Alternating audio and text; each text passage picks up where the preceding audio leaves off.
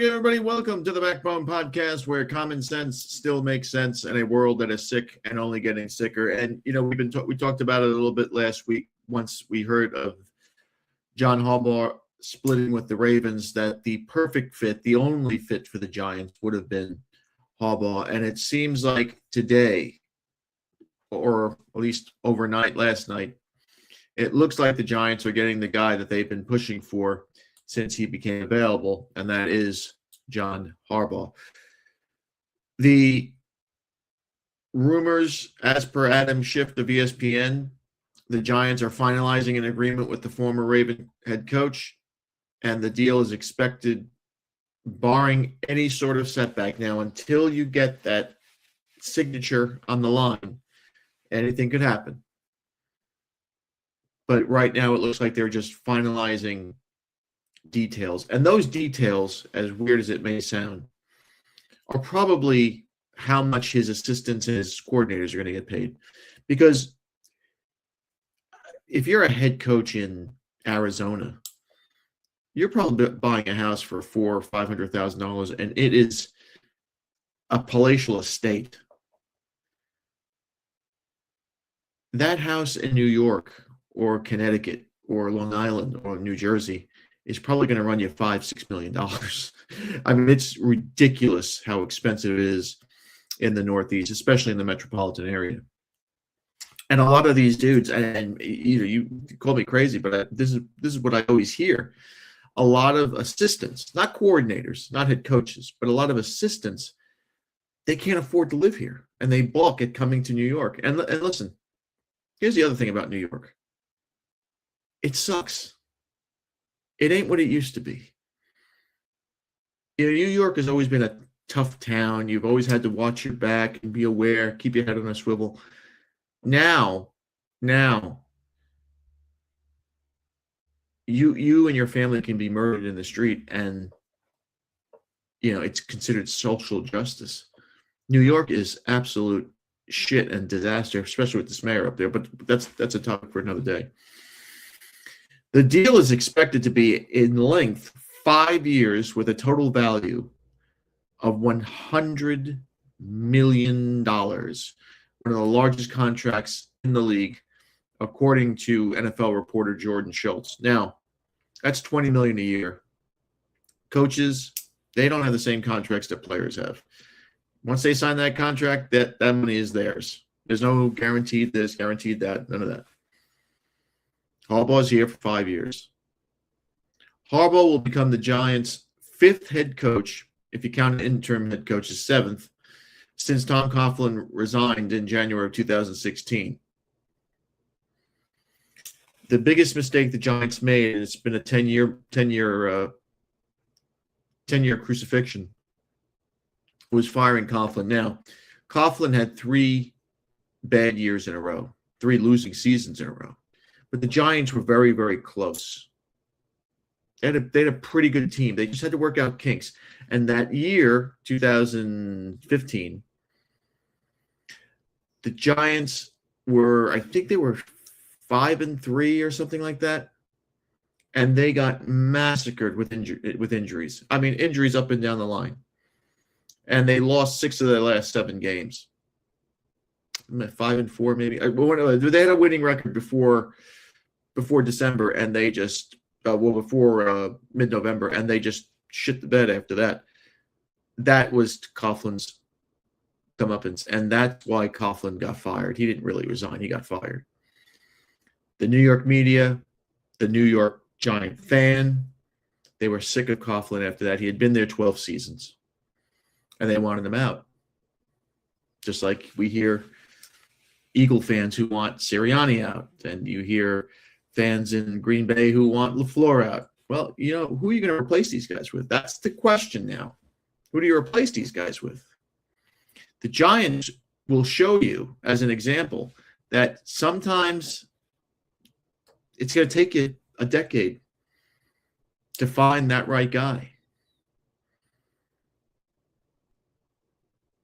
It took a lot of awful years for the Giants to find this right guy. The Giants found the unicorn. They got the quarterback, and now they have the Hall of Fame head coach that just landed right in their laps. Former Ravens offensive coordinator Todd Monken is expected to reportedly join Harbaugh on his staff. That is a huge, huge move,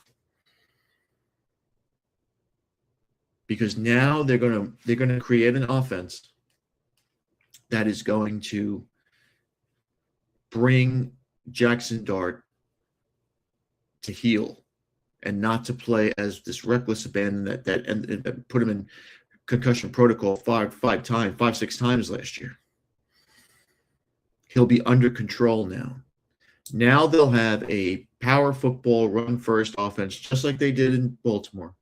Scatterbo will come back. They will draft. I would assume that they're going to draft not first or second round, but probably the third or fourth round. They will probably look for a running back. They have a lot of a lot of cap money that they can spend. There might be a running back they might look into that they can bounce off with Scatterbo. They have the dynamic wide receiver in Neighbors. They can fine-tune that offensive line. They're going to coach up that offensive line. But the other thing that they're going to do is they're going to coach up that defense. They have pass rushers. They can also trade one of those pass rushers. A lot of people think it might be Thibodeau that might I'm sorry, not Thibodeau. What I'm thinking of oh my God, what's his name? I forget his name. Well, one of those pass rushers for some big time capital. It might happen. They also have the 5th pick in the draft. So where do they go with that? This is not a draft where they don't need the quarterback, obviously. Where do they go with that? Do they get the lockdown corner? Do they get the big safety? Do they get a big tight end? Or do they stick to what they have? They have listen, they're close. Are they a great team? No. Are they good enough to challenge for the NFC East next year? Yes. And the Giants' interest in Harbaugh was obvious from the moment he became available. The team was immediately reported to target the coach after he was let go by the Ravens, and the interest was mutual. Harbaugh reportedly watched film of Jackson Dart, and he watched film of Cam Ward. And from what a lot of New York sports people are saying, sports writers are saying, is that Tennessee was very, very close to hiring him. He was very, very close to going to Tennessee. Tennessee, again, it's cheaper to live there. It's slower. The media isn't up your ass. And he liked Cam Ward. I think he made the right decision with Dart. I think Dart will be better.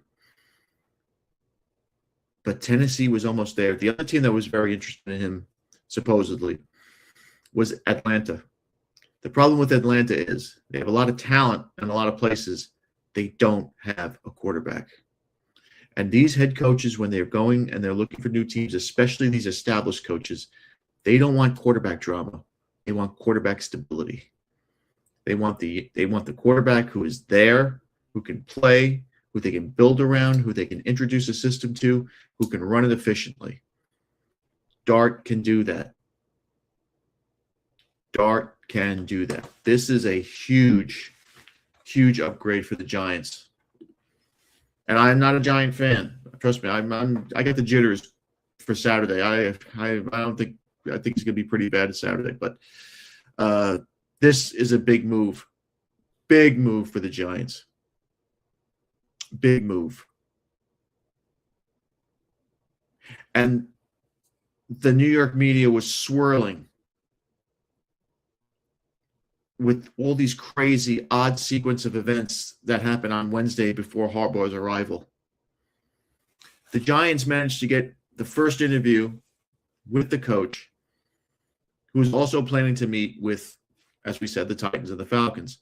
Much was made about the Giants not letting him out of the building. That's a quote from a Giant insider.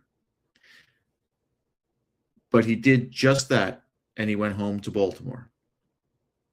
The Giants made him an offer he just couldn't refuse. No, normally, a coach resisting a massive push, as the Giants pitch was described to by one reporter, would mean the deal isn't imminent. But Harbaugh was apparently still on the phone and ready to start talking numbers about his first Giant contract. So he was serious about the Giants too. The thing is, though,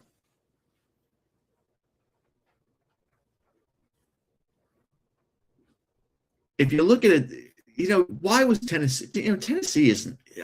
They're bottom of the barrel, man. They don't have anywhere near the talent the Giants have. I mean, you're talking about. I mean, Harbaugh could have a Super Bowl contender with the Giants in 4 years, if you think about it. The NFC is kind of wide open. There are no great teams in the NFC. There are no great teams in the NFL anymore anyway. But Tennessee is like bottom 3.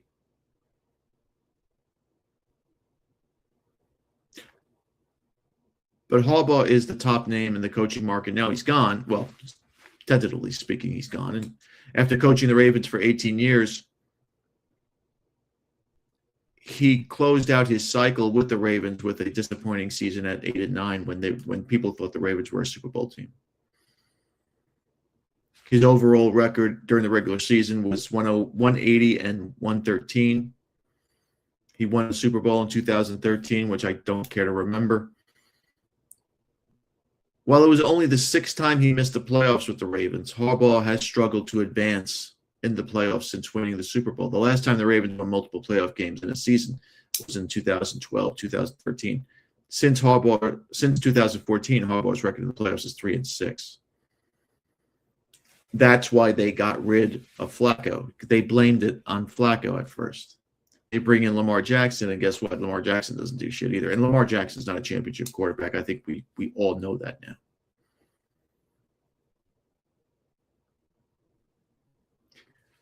Harbaugh got his start with the Eagles under a coach named Ray Rhodes. Then he moved on. Then once Ray Rhodes was fired, Andy Reid comes in as a special teams, and he worked with Andy Reid as special teams and defensive back coach in the early 2000s. He has a very close relationship with Reid, and a lot of people are starting to believe that this could be sort of a repeat of what happened with Andy Reid. Now that is where you got to push the brakes. Andy Reid went from the Eagles, long time with them, a lot of success, couldn't get over the hump. He goes right to Kansas City. They did not, as they say, let him out of the building. We're signing you. You're signing this contract. Here are the numbers. Take it. Since then, Reid has been to 5 Super Bowls, winning 3. Tremendous success. Tremendous. People are thinking this could be with Harbaugh too. It could happen, but that's putting a lot of pressure on the guy already, especially in New York. The Giants finished 4-13 in 2025. They've missed the playoffs for the 8th time in 9 seasons. Their opening 3 games, after dropping, they lost their first 3 games of the season. They started 2-8. They fire Dable. They bring in Kafka as their interim coach, and things really didn't get better from there. It was another season to forget for the Giants. Neighbors goes down with the ACL in week 4. Scatterboo, the fan favorite, dislocates his ankle in week 8. Jackson Dart, as we said, 5 concussion protocols, missed a whole bunch of time because of his irresponsible, aggressive running style, which is all come under question. It won't come under question anymore. Those days are over. He will be under control now in a controlled offense. He will finally have coaching, something that he hasn't had with the Giants so far. Now the Giants, they showed signs of improvement. Their roster if their roster can remain healthy, they're solid. Harbaugh could help guide the Giants to a more successful 2026 season.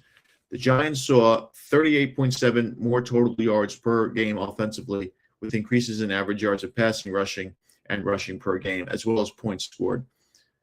There were some down years for the defensive side, but Brian Barnes finished second in the NFL with a career high in sacks of 16 and a half sacks this year.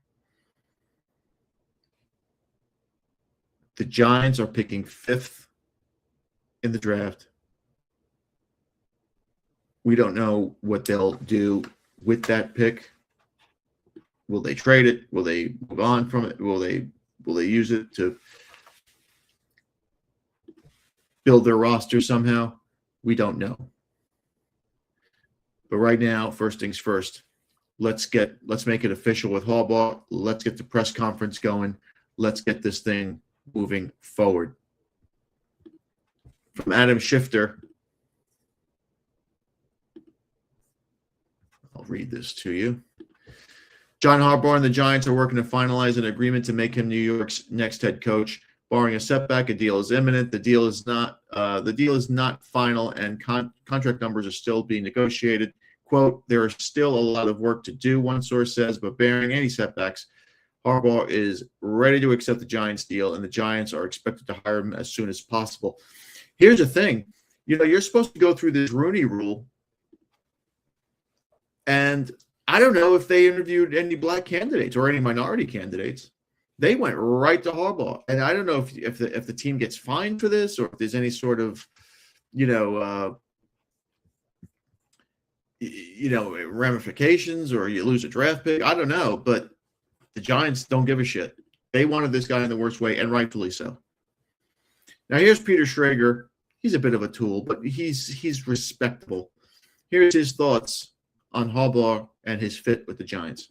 What do you make of the Harbaugh fit in New York? It's a great fit, and it's the perfect mesh of what a franchise needed and an available candidate. I don't think John Harbaugh would have been the perfect hire for all the 8 different franchises that are looking for a head coach.